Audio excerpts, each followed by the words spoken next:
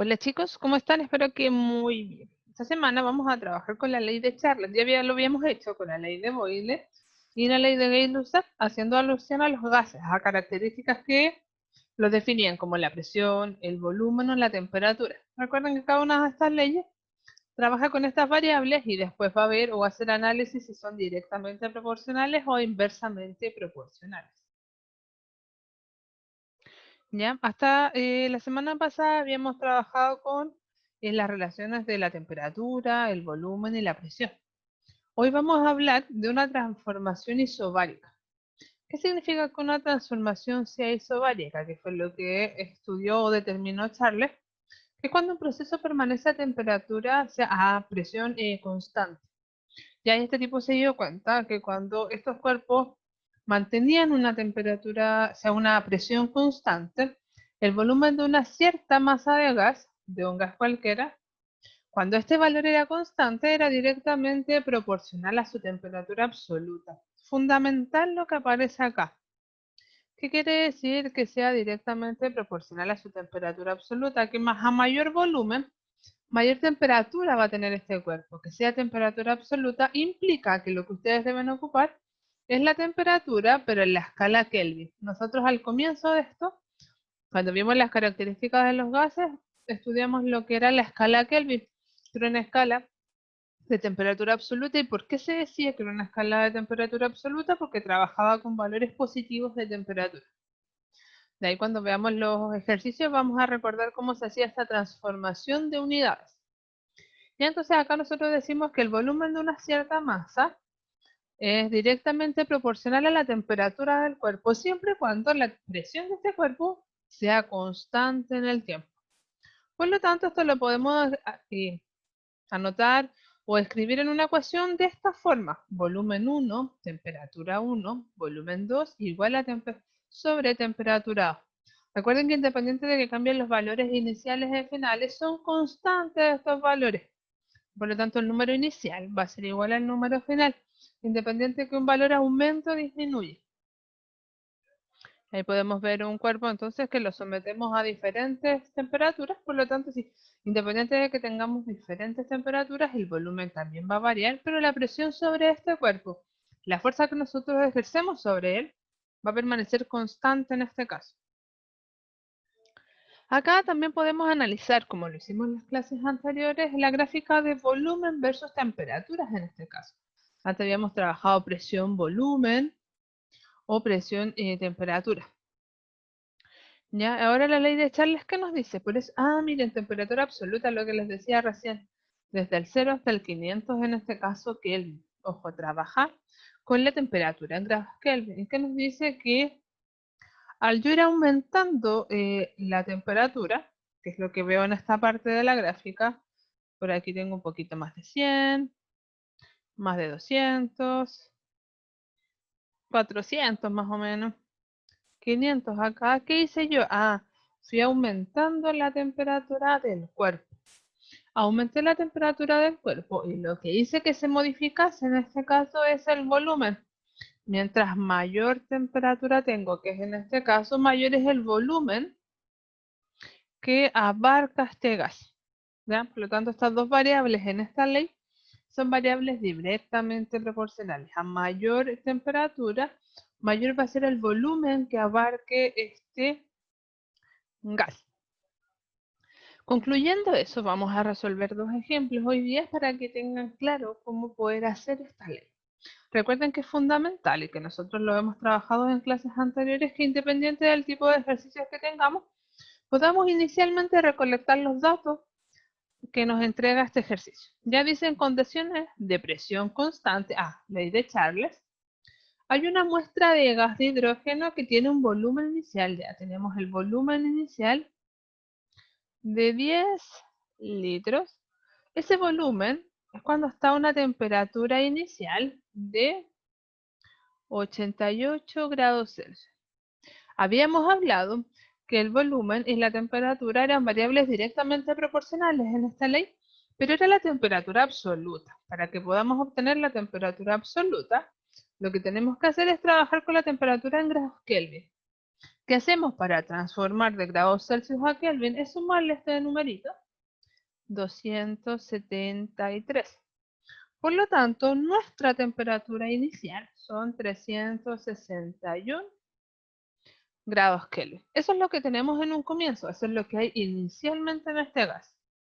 Ya este gas va a hacer que se caliente, ya se va a calentar, no sabemos a qué temperatura, pero sabemos que ese aumento de temperatura va a hacer que su volumen final aumente a 12,5 litros.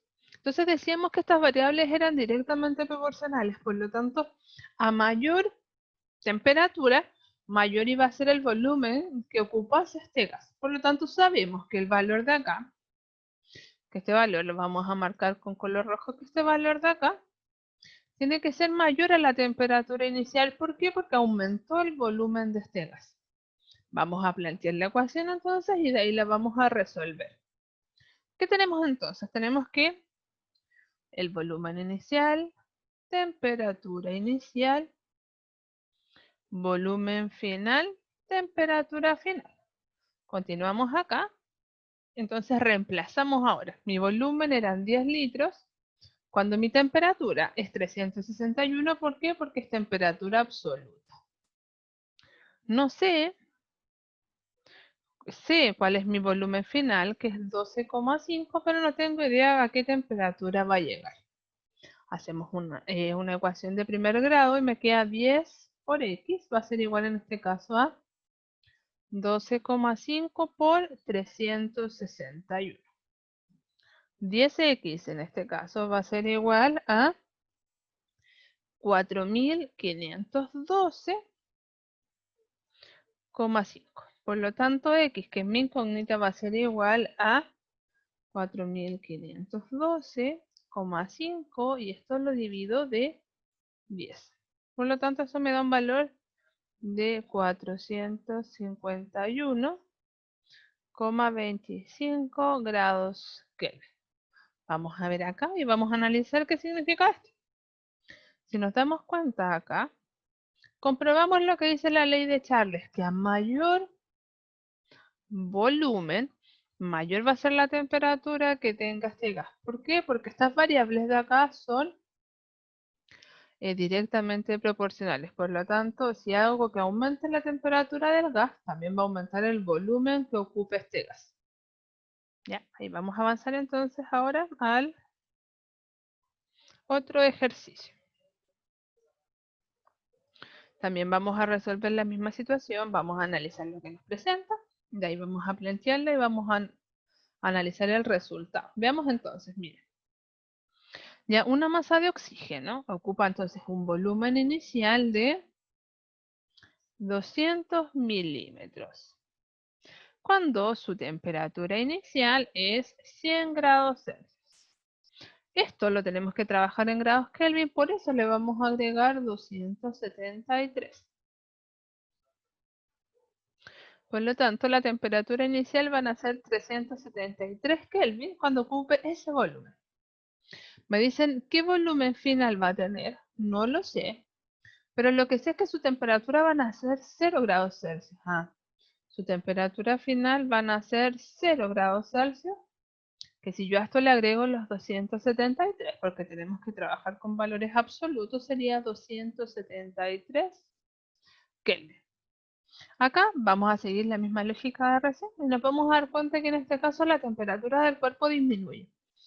Como estas variables son directamente proporcionales, lo que vamos a encontrar en este caso es que el volumen final también sea menor. Si llegamos a hacer este ejercicio y nos da un volumen mayor, algo hicimos mal. Veamos entonces, miren. Vamos a plantear la ecuación que dice volumen inicial, temperatura inicial, volumen final, temperatura final. Vamos a continuar ahí. Dice acá volumen inicial 200, temperatura inicial 373. Volumen final, no lo sé. Sé que mi temperatura final son 273.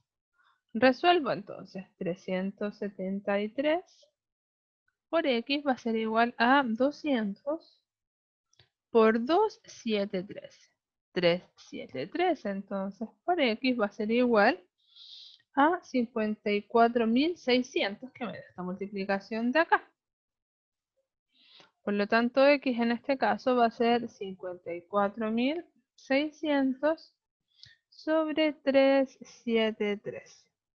Llegamos a un resultado en este caso de 146,38 milímetros. Vamos a destacar y vamos a ver qué significa esto. Si yo destaco esto que da acá, puedo comprobar lo que les decía inicialmente. Este valor de abajo disminuyó. Hubo una menor temperatura, por lo tanto, si nosotros hacemos que la temperatura a la que está expuesto el gas disminuya, también va a disminuir el volumen que ocupa este gas. Vamos a hacer ahora un resumen de los gases, de las leyes de los gases que hemos visto hasta el momento, y de ahí vamos a dar la explicación de la tarea que deben hacer esta semana. Nosotros habíamos trabajado con variables de presión, de volumen y de temperatura. En un comienzo relacionamos la presión y el volumen. ¿Mediante qué? Mediante la ley de Boyle, que decía que la presión y el volumen eran variables inversamente proporcionales. Por lo tanto, a mayor presión, o sea, acá las variables eran inversamente proporcionales. ¿Qué quería decir? Esto que a mayor presión, menor iba a ser el volumen que ocupaba un cuerpo. Después trabajamos con las variables de volumen y temperatura. Acá es lo que trabajamos ahora. ¿Ya? Volumen y temperatura, en este caso trabajamos con la ley de Charles y dijimos que estas variables de acá eran directamente proporcionales. A mayor temperatura, mayor volumen. Ya, en este caso, cuando pasaba esto era porque la presión era constante. Acá la temperatura era la constante. Y finalmente, también trabajamos con esta ley, que es la ley de Boyle, que relacionaba la temperatura y la presión. O sea, la ley de Gay-Lussac. La presión y la temperatura. También dijimos que acá eran directamente proporcionales las variables. La diferencia acá es que cuando la presión y la temperatura son variables directamente proporcionales, es el volumen de un cuerpo el que permanece constante. Esas son las tres relaciones que trabajamos aquí, que son las leyes que definen a los gases ideales. Cuando tengo un proceso con temperatura constante, un proceso con presión constante y un proceso con volumen constante. Dos directamente proporcionales y una inversamente proporcional. Con esto vamos a finalizar la clase de hoy, sin antes dar las explicaciones de la tarea. En LIRMI, chicos, van a encontrar un link, que es el mismo que aparece acá, por si no pueden ingresar por ahí, de un cuestionario chiquitito que consta de 5 preguntas, que es la segunda parte de la evaluación de este módulo. Va a quedar abierta también la tarea del LIRMI para que puedan indicarme cuando ya lo respondieron, cosa de yo revisar mi correo y hacer la evaluación correspondiente. Son 5 preguntas chiquititas de 4 alternativas. Cada una de las preguntas tiene una sola alternativa. Por lo tanto, es fundamental que estén seguros al responder, ya que tienen solo una oportunidad para poder responder, porque este cuestionario guarda los nombres, por lo tanto, es una sola oportunidad la que tienen para responder. Si llegasen a quedar con alguna duda, consulta o pregunta, me escriben un correo, así que si no tengan problema en eso. Nos veremos entonces en una próxima oportunidad. Que estén muy bien.